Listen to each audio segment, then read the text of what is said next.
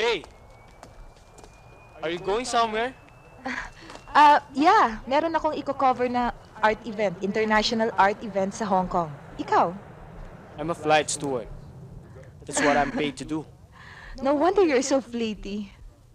You fly pala. You know how to deal with me? Not quite, John. I've met a lot of pilots before, but this is the first time I've ever met a flight steward. And, first time. First time, so we're both on the same boat. Same plane. We're flying, remember? Dan! It's time to board. Yun bang girlfriend mo? Siya? Hindi, sister. Sister sa trabaho. Well, I gotta go. John, about the artificial insemination I was talking to you about, I'm really serious about it.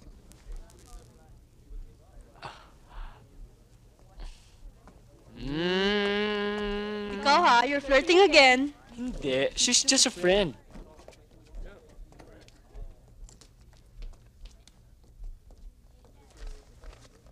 Okay to ah. Inay, di ba labada to? Oo. Di ba sabi ko sa inyo, huwag na kayong tatanggap ng labada? Kailangan eh. Sa taas ba naman ng mga bilihin ngayon? At saka alam mo naman, hindi naman sapat ang kinikita ng tiyuhin mo sa pagmamaneo ng jeep. Sino naman to? Bakit di mo pinapakilala sa akin? Oo nga pala. Inay, si Edgar. Edgar, ang inay ko. Magandang hapon ho. Ay! Ang pogi mo naman! Salamat ho. Ako na nagsasabi sa'yo, swerte anak ko sa'yo. Kailan kayo pakakasal? Alam mo naman na gustong-gusto ko nang magkaupo ah. Naku, inay, hindi ko siya boyfriend. Siya yung driver ng service ko pag nag-shooting ako.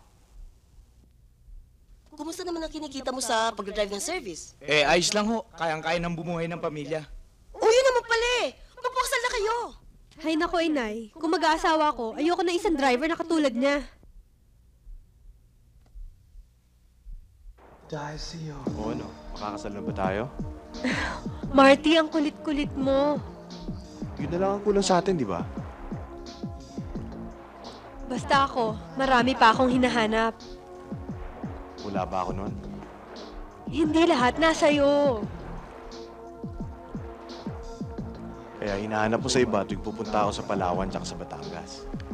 Alangan namang magmukmuk ako dito habang wala ka. O di inamin mo rin na may iba kang boyfriend. Marty, there's a big difference between a date and an affair. Basta ako, alam ko meron tayong affair. Ikaw ba nakikipag-date ka sa iba? Of course not. Kung wala ka, celebrity ako. Nagpa-practice ako ng celibacy. Oh, parang pare. Hindi naman. Celebate lang. Marty, gross!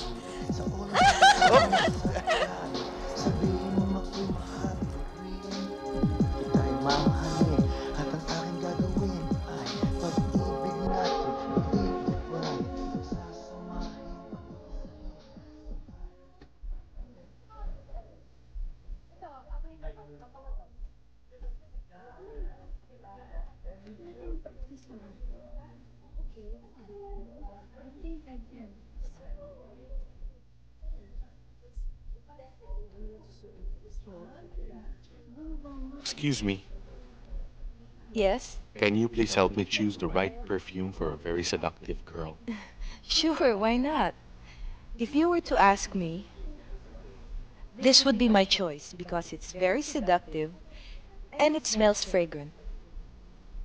Okay, thank you. You're welcome.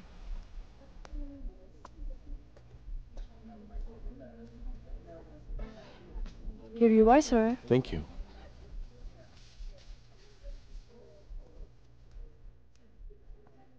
Excuse me,